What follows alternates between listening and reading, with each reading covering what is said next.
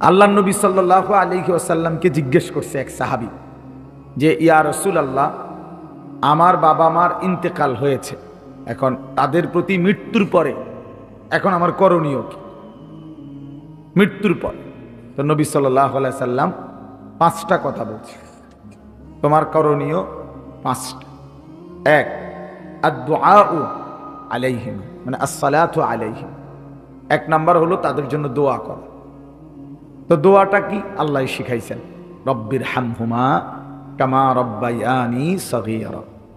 2 number, ওয়াল ইস্তিগফারু লাহুমা, মানে তাদের জন্য, তাদের গুনাহ মাফের জন্য আল্লাহর কাছে ক্ষমা প্রার্থনা করা। আল্লাহ আমার মাকে মাফ করে দেন, আমার বাপকে মাফ করে দেন।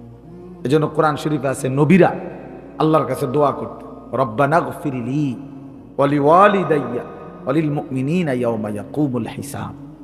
আয় আল্লাহ, আমাকে মাফ করে দেন গুনাহ, আমার মা বাপকে মাফ করে দেন এবং সমস্ত ইমানদার নারী পুরুষকে মাফ করে দেন।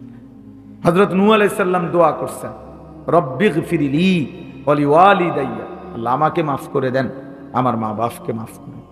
তাহলে আল্লাহ নবী সাল্লাল্লাহু আলাইহি সাল্লাম বলছেন পিতা মাতার জন্য দ্বিতীয় দায়িত্ব হলো মৃত্যুর পরে ইস্তেগফার করা।